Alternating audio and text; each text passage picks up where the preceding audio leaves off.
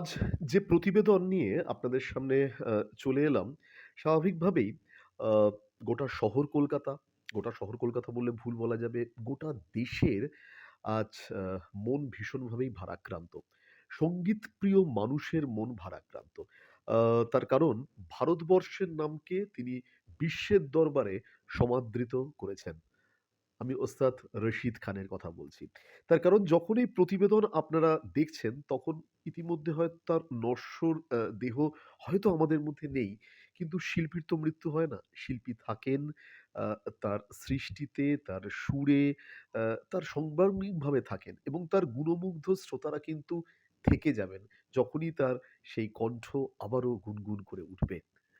হ্যাঁ, মাত্র ৫৫ বছর বয়সে হয়তো এই জীবন প্রদীপ নিবেছে ঠিক কথাই, কিন্তু তিনি থেকে গেছেন। ওস্তাদ রশিদ খান। এবং ইতিমধ্যে আজ যার সঙ্গে আপনাদের এই ওস্তাদ রশিদ খানের কথা বলতে গিয়ে আলাপ করাবো, তিনিও এর আগে দিশাশক্তি নিউজের বিভিন্ন প্রতিবেদনে তাদের নাম, তাদের সংস্থার নাম আপনারা জেনেছেন। কিন্তু কোথাও ওস্তাদ রশিদ খানের সঙ্গে তার ঝট করে আলাপ হয়েছিল এবং সেই আলাপ বারবার কিন্তু আজ তার মনের আ মধ্যে বারবার সেই ফিরে আসছে। তার মনও কিন্তু ভীষণভাবে ভারাক্রান্ত। আমি দিলীপ মিশ্রর কথা বলছি, মুরারি স্মৃতি সঙ্গীত সম্মিলনীর সেক্রেটারি। তিনি ভারাক্রান্ত। কিন্তু তার এই সময় থেকে দাঁড়িয়ে আমরা তার সঙ্গে ২-১ কথা না বলেই থাকতে পারছি না। ১ম এই আমি জানতে চাইবো, আপনি অবশ্যই গার্ড অফ অনার এ গেছিলেন। আজকের আপনি বুঝতেই পারছি আপনার মন ভারাক্রান্ত, কিন্তু তাও আমি ২-১ কথা জানতে চাইবো। আ আ কেমন দেখলেন? আর আজকে তো বারবার মনে পড়ছে মনে হয় তার কথা, তাই তো? আসলে আমি কালকেও গেছিলাম পিয়ারলেস হসপিটালে। পিয়ারলেস হসপিটালে যাওয়ার পর ভেতরে অনেককেই ঢুকতে দিচ্ছিল না। তো ওর ছেলে আমাকে দেখেই ছুটে আসে, আরমান আঙ্কেল বলে জড়িয়ে ধরে কাঁদলো। আমিও ইমোশনাল হয়ে পড়েছিলাম। তা আমি বললাম ওকে যে, "আমি কি যেতে পারবো ভেতরে?" বলে, "হ্যাঁ, নিশ্চয়ই।" আমায় নিয়ে গেল। তা পুরো জায়গাটা, বেডটা কভার করা ছিল। যখন কভারটা সরিয়ে দেওয়া হলো, মাফ মাফ করবেন। তো দেখলাম, মানে দেখে আমি একটু কিন্তু অবাকই হলাম। কারণ রশিদ খানের যে সে বিশাল একটা চেহারা, যে সৌন্দর্য সবকিছুই, ও তো পুরোটাই সাংগীতিক। কিন্তু সেটার সঙ্গে কোনো মেলাতে পারলাম না। চেহারাটা অনেকটাই ছোট হয়ে গেছে। উম তো যাই হোক, মানে রশিদ, এই নামটা, এটা রশিদটা তো উর্দু ভাষা থেকে এসছে। রশিদ কথাটার মানেটাই হলো দ্য রাইট প্যাথ, মানে সঠিক পথ। কিন্তু আমি বলব সঠিকের থেকেও ও এক্সেপশনাল। আমি ১ম যখন গান শুনতে যাই, আমার আমার পিসি হলেন, উনিও চলে গেছেন ২০২২ এ। তো নির্মলা মিশ্র, আমরা রাঙা পিসি আমার। উনি আমাকে বলল যে, একটি ছেলের গলার আওয়াজ শুনবি, চ।" আমাকে নিয়ে গেল। আমি তখন ওর যখন ১ম অনুষ্ঠান শুনি, তখনই কিন্তু আমি চমকে গেছিলাম যে তখন তো ছিল বেশ রোগা। তো ওই শরীর থেকে ওই যে আওয়াজটাই কিন্তু মেইন, জানবেন, গান বাজনায়। ওই থ্রোয়িং, মানে যেকোনো মানুষকে, আমার তো মনে হয় সাধারণ মানুষকেও নাড়া দেবে। তো সেই থেকেই আমরা ভেবেই নিয়েছিলাম যে ও নিশ্চয়ই একটা জায়গায়, কেন, মানে যে উচ্চতায় ও পৌঁছবে, সেখানে হয়তো কারোর পক্ষে সেই উচ্চতায় পৌঁছানো সম্ভব হবে না। এবং সেটা কিন্তু ও অবশ্যই পৌঁছেছে। তবে হ্যাঁ, আমি ভগবানের কাছে একটা প্রশ্ন অবশ্যই রাখবো, যে আপনি যখন পাঠালেনই এরকম একজন, একটা প্রতিভাকে, তাহলে নিয়ে নিলেন কেন? আমি বুঝতে পারছি। এটা তো নিয়ে নেওয়াটা তো এত তাড়াতাড়ি তো উচিত নয়। কারণ আ সত্যি কথা বলতে সারা ভারতবর্ষে হিন্দুস্তানি ক্লাসিক্যাল মিউজিকে অ্যাজ এ ভোকালিস্ট এই শিল্পী কিন্তু এখন ভারতবর্ষে নেই। আপনারা বুঝতেই পারছেন দিলীপ বাবুর কথা বলতে, বলতে তার গলা ধরে আসছে এবং মন কিন্তু ভীষণভাবেই ভারাক্রান্ত।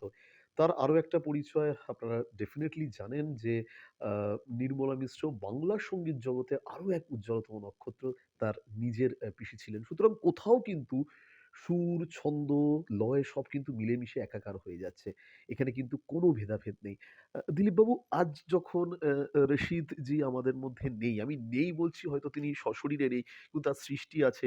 তার পাওয়া মানে তার হাতেই আপনি এই সম্মানগুলো পেয়েছেন। আমরা দেখতে পাচ্ছি, আমি একটুখানি একদম খুব ক্লোজ দেখাতে চাইবো যে আ রশিদ খানের তরফে এই শ্রী দিলীপ মিশ্রকে সম্মান দেওয়া হয়েছিল। আমি এই জায়গাটা একটুখানি জানতে চাইবো, মঞ্চের রশিদ খান এবং ব্যক্তিগত জীবনের রশিদ খানকে আপনি খুব কাছ থেকে দেখেছেন। সেই আজকের সেই আ দিনগুলো যদি ছোট্ট করে বলেন। মঞ্চের রশিদ খান হলেন ভারতবর্ষের বাঘ। যখন উনি মঞ্চে বসছেন তখন উনি ভারতবর্ষের বাঘ। ভারতবর্ষ কেন, সারা পৃথিবীর আমি বলব সঙ্গীত জগতের। আর যখন মঞ্চে রশিদ খান থাকছেন না, তখন আমাদের থেকেও আরো সাধারণ মানুষ, একদম সরলতায় ভরপুর, সচ্ছল মানুষ, পরিষ্কার, ভীষণভাবে পরিষ্কার। অনেক বড় মাপের শিল্পী দেখবেন, তারা কিন্তু উম অনেককেই দেখেছি রশিদ খানের মতো এত পরিষ্কার নন কিন্তু। কিন্তু একটা যেন শিশুর মতন সহজ সরল। সেখানটায় তখন তিনি ওই মঞ্চের বাঘ নন। তখন তিনি সেখানে আর কোনো কালো হাতি নয়, কিছু নয়। একদম হই হট্টগোল, হাসি ঠাট্টা, আ মানে বাচ্চার মতন কথা বলতেও খুব ভালোবাসেন। আর সবাইকে আপন করে নেওয়া। সে আমরাই বলুন হোক, ছাত্রছাত্রীরাই হোক, আ যেন সবার মাথার উপর থেকে ওপরওয়ালা কি যেন একটা কেড়ে নিলেন। কারণ ওপরওয়ালার হয়তো প্রয়োজন আছে তাকে বিশেষভাবে। এইখানে মনে হয় নির্মলাদির সাথে খুব মিল ছিল। মানে এত সহজ সরল মানুষ, তাই না? ভীষণ, এটা ঠিক কথা। ভীষণ মিল ছিল বলেই আমার পিসি ভীষণ ভালোবাসত। মানে আমার পিসির থেকে অনেক ছোট হওয়া সত্ত্বেও মানে ওনার গানের উনি পাগলের মতন ভক্ত ছিলেন। পাগলের কারণ আ মানে ফুল থ্রোট ভয়েস বলতে যেটা বোঝায়, রশিদ খানের কিন্তু সেটা ছিল। এখন দেখবেন অনেকেই গান করে, একটা সেই কিরাম সেই জাস্ট গলার এখান থেকে যেন আওয়াজ বার করে। বলবে এখন সাউন্ড সিস্টেম এত টেকনিক্যালি সাউন্ড হয়েছে, ওরমভাবে ফুল ভয়েস দেওয়াটা যায় না। কিন্তু সেটা যে কতটাই সত্যি নয়, রশিদ খান কিন্তু প্রমাণ করে দিয়ে গেছেন। তার গায়কী বলুন, তার থ্রোয়িং বলুন, সমস্ত কিছু। তার অ্যাপিল, গানের মধ্যে যে অ্যাপিল বা ইনভলভমেন্ট যেকোনো গান, আমি এই সেদিনকেও ওনার গাওয়া রবীন্দ্রনাথের গান শুনছিলাম। কার মিলন চাও বিরহী। গানটা শুরু করার আগে আমরা জানি রবীন্দ্রসঙ্গীতে আলাপ বিস্তার চলে না। কিন্তু এত অ্যাপ্রোপ্রিয়েট ওই রাগকে মেইনটেইন করে এত সুন্দরভাবে আলাপটা করেছেন, কোনো সময় বুঝতে পারবেন না যে এখানে ওটা একটা উনি ক্লাসিক্যালের কোনো আলাপ করছেন। কি গানটাকে ডিস্টার্ব করা হচ্ছে। একটা পুরো পরিবেশ সৃষ্টি করে দিলেন আলাপটা করে। দিলীপবাবু, রশিদ খানের হাত থেকে যখন আপনি এই সম্মান পেয়েছিলেন, আমি একটু দেখাতে চাইবো যে এই সেই সম্মান যেটা রশিদ খানের তরফে দেওয়া হয়েছিল। আমরা সেই আজকের বারবার এই কথাগুলো মনে পড়ছে এই কারণে, তার কারণ যখন মানুষ চলে যায় তখন কিন্তু বারবার সেই সুখস্মৃতিগুলো কোথাও কিন্তু চলে আসে। মঞ্চের সেই অনুভূতির কথা একটুখানি জানতে চাই। আসলে এই সম্মানটা আমাকে যখন দেওয়া হবে, কারণ এরা ১ম ফিফথ নোট ওরা এই সম্মান শুরু করল ২০২২ থেকে। এবং যখন বলল আপনাকেই আমরা ১ম দিয়ে শুরু করব, যখন জানানো হলো, আমি কিন্তু আমি কল্পনাও করতে পারিনি, ভাবতেও পারিনি। তো আমি তখন বললাম, বলল, "না, আপনাদের কাজকর্ম সবকিছু আমরা দেখেই আমরা সিলেক্ট করেছি।"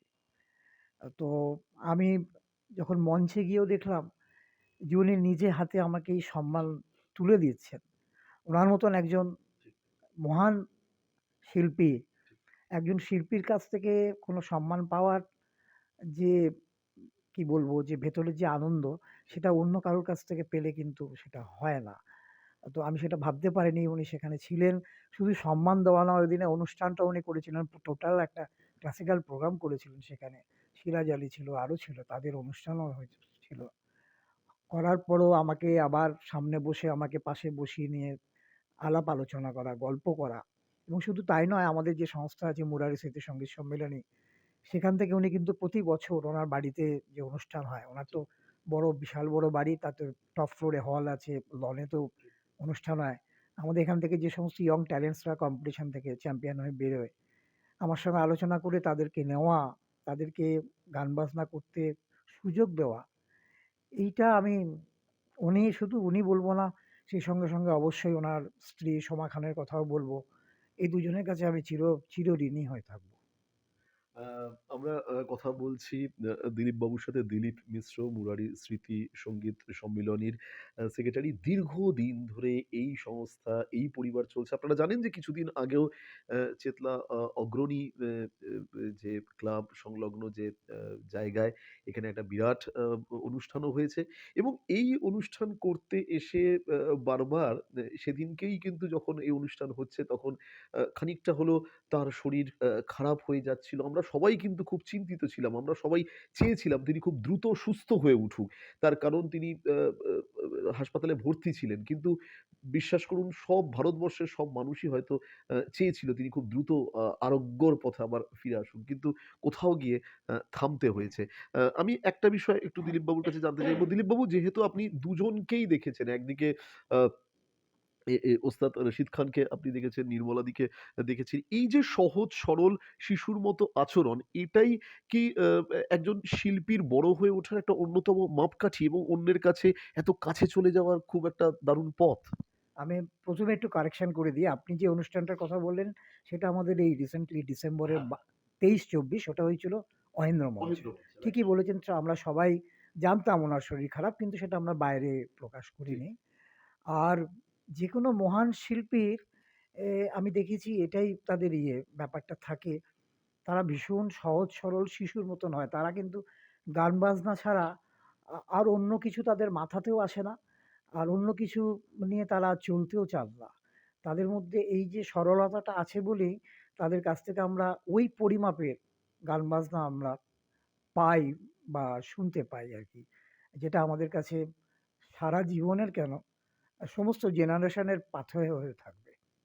এই ২ জন শিল্পী, নির্মলা মিশ্র বলুন বা রশিদ খান বলুন, এই দুজনেই কিন্তু তাই। এবং দুজনেই যেকোনো কথা সামনাসামনি বলতে পিছপা হতেন না। ঠিক কথা। সেটা আ কি খারাপ হলো, কি ভালো হলো সেটা নিয়ে চিন্তাও করতেন না।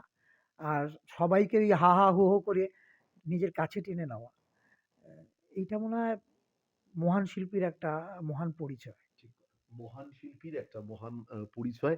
আমরা এই বিশেষ প্রতিবেদনে এই বিষয়টাই ছোঁয়ার চেষ্টা করলাম যে, আ শিল্পীরা চলে গেলেও তাদের সৃষ্টি, তাদের ফেলে যাওয়া নানা কাজ বারবার কিন্তু আমাদের মনের মণিকোঠায় কিন্তু বারবার উঁকি মারে।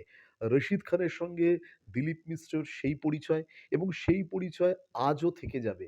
যতদিন আ সুর, ছন্দ, তাল থাকবে ততদিন বেঁচে যাবে। দিলীপবাবু আজ অত্যন্ত মর্মাহত। তিনি ভেঙে পড়েছেন এবং এই প্রতিবেদন করতে গিয়ে তার গলাও ধরে আসছিল। কিন্তু বারবার আমরা রশিদ খান এবং এর পাশাপাশি নির্মলা মিশ্রের মধ্যে কোথাও সাদৃশ্য আছে। তিনি কিভাবে দেখেছেন এই সেই মানুষ যিনি দুজন মহান শিল্পীকে কিন্তু খুব কাছ থেকে দেখেছেন। আমি আরো আরেকবার আপনাদেরকে এই প্রতিবেদনের এই ছবি দেখাতে চাইবো, যে পরিপ্রেক্ষিতে আজকের আমরা দিলীপ মিশ্রের এই বাসভবনে আমরা এসে আমরা এই প্রতিবেদন করলাম। রশিদ খানের হাত থেকে তিনি কিন্তু এই সম্মান পেয়েছেন এবং সম্মান পাওয়ার পর আজকের ফেলে আসা দিনের কথা বারবার তার মনে পড়ছে। একটাই কথা, তিনি অবশ্যই আ হয়তো এটাই তার সময় ছিল চলে যাওয়ার। কিন্তু তিনি যা রেখে গেলেন সেটা এক বিরাট ভান্ডার তিনি রেখে গেছেন।